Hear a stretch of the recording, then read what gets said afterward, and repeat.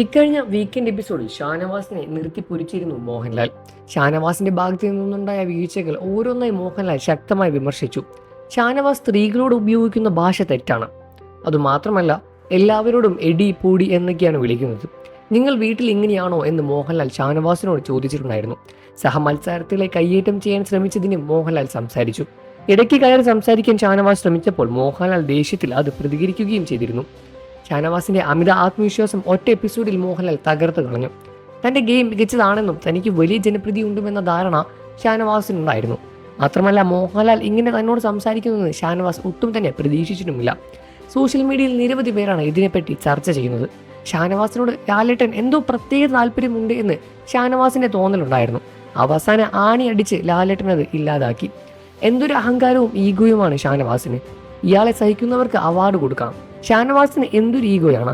ലാലേട്ടൻ പോലും ഒരു ബഹുമാനമില്ലാതെ ആര്യൻ, അക്ബർ, നെവിൻ ആണ് നല്ലത്.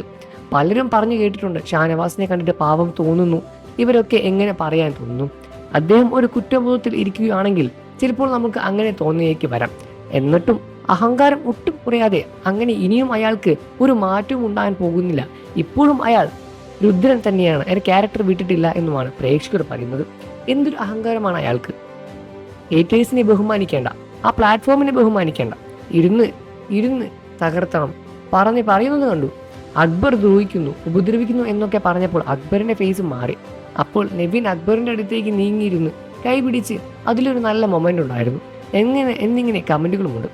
ആദില, നൂറ, ഷാനവാസ് ഇവർക്കെതിരെ ഇമോഷണൽ ട്രാപ്പിലും പ്രേക്ഷകർക്ക് അഭിപ്രായമുണ്ടായിരുന്നു.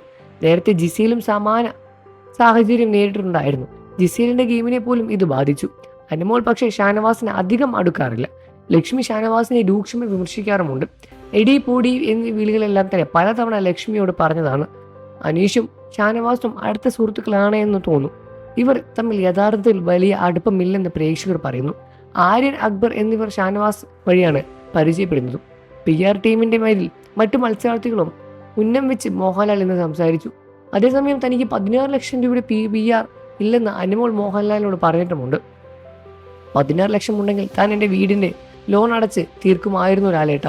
ബിഗ് ബോസ് വരുന്നതിന് മുൻപേ PR ചെയ്യണമെന്ന് പറഞ്ഞ് കുറേ ടീം വന്നിരുന്നു.